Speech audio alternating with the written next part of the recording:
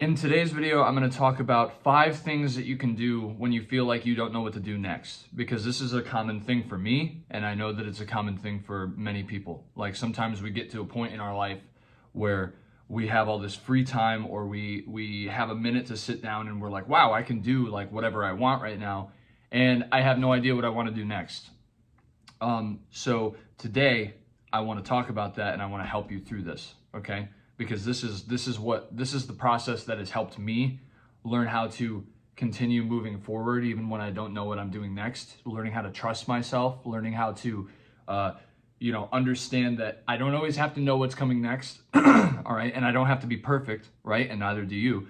So the first step is coming to peace with your past. Coming to peace with your past is arguably, even though it's the first step, it's the most important step. Because most of the time, as people, when we feel like indecision and we don't know what's next for us, the reason that we feel that way is because maybe we're not so happy with some of the decisions that we've made in the past. We're not so happy with the way that things have always turned out for us in the past. And so that fear from the consequences of our past decisions and our past actions kind of seeps into our current decision making, right? And so maybe I had some sort of pursuit, or I did something artistically and it wasn't received well, and so I'm afraid to move forward and do this thing again because in the past it hasn't worked out perfectly for me. So the most important thing that you can do for yourself is to accept the decisions that you've made in the past, to come to peace with the past. Because everything that you've done up until this point has been a lesson.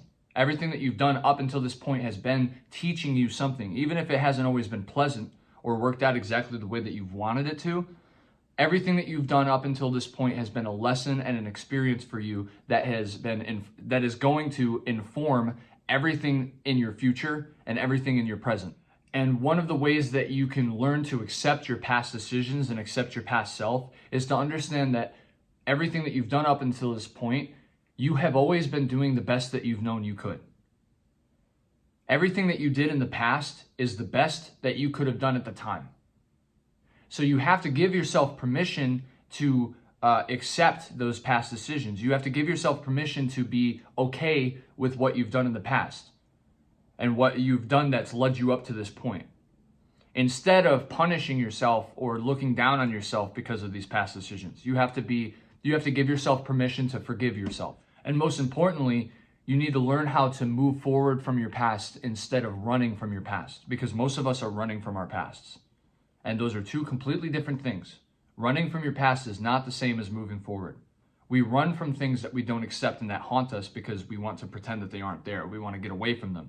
We move forward with things that we accept and understand as part of our journey and part of becoming who we are today and who we're going to be in the future. And the second step for this is clearing your mind. I always talk about clarity of mind, clearing your mind, right? You need to understand that indecision sometimes, this is just as common as from like not accepting your past. Just as commonly, it comes from the clutter of the mind. You're sitting down and you have all of these options because this world is open, this world is free. Like that's why there's so much indecision, is because of how open and free the world is. You have so many decisions that you could make. You have so many paths that you could choose to go down, right? You're not railroaded into one direction. You have a multitude of decisions in front of you, and that can get overwhelming. We can lose sight of what we want in life because there are so many options for us.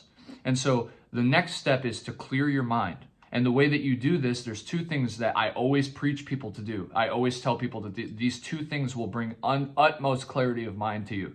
The first thing, most importantly, is to sit down quietly with your thoughts. Get yourself into a quiet environment, or as quiet as you can. It doesn't have to be perfectly silent. Sit down and listen to your thoughts.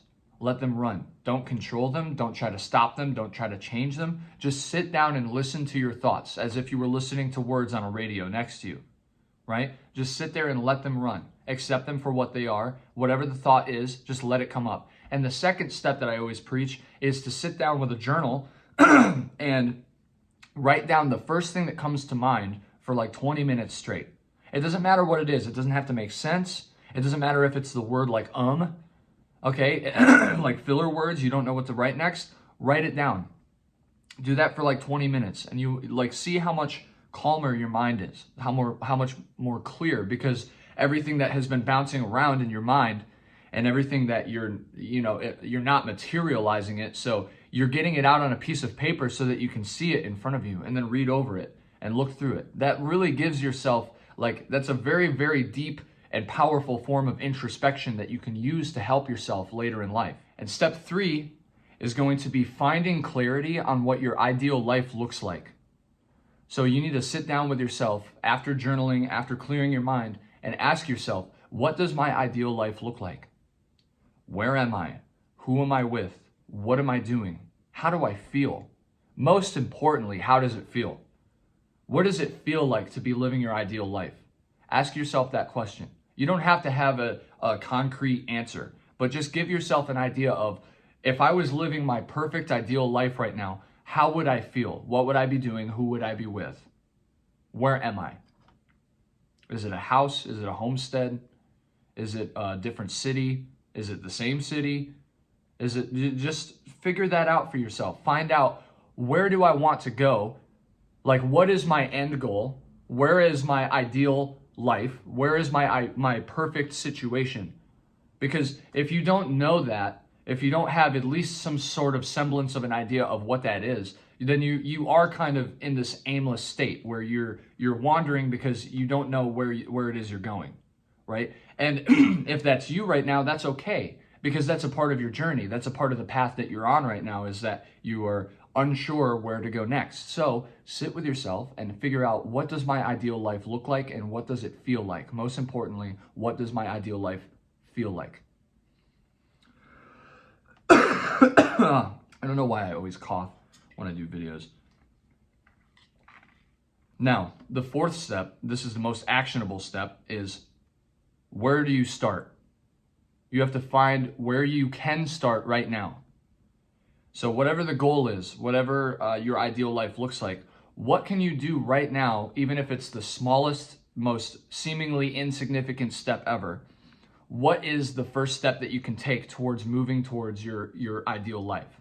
What can I do right now that is actionable, that will in any way at all move me towards the ideal life that I just thought of in my mind? If it's a house, put away $20. Do that as your first step. Whatever. It doesn't matter. It doesn't have to be big. It doesn't have to be extremely significant. It's just, what small step can I take right now that will move me towards the ideal life that I've pictured for myself, that I can imagine, that I can feel? What can I do right now? Because we don't have the power to just do everything, You can't just go out and buy a house, or you can't just go out and you're not magic, even though you are, but you are magic, but you're not that kind of magic, right? So what you have to do is you have to be kind to yourself and accept your current options. You have to assess, what can I do right now? What is right in front of me? What is the first step that I can take that's right in front of me? And obviously, naturally, the 5th step is to start, and to start small. The 5th step, the final step, is to just figure out what that first step is and do it. It doesn't have to be perfect. It doesn't have to be, like I said, it doesn't have to be significant, or it is always significant, but it doesn't have to be hugely significant, like it's going to change your whole life. What can you do right now? Do it. Whatever is in front of you, just do it. Don't question it. Follow your intuition, follow your heart, be kind to yourself, and do it.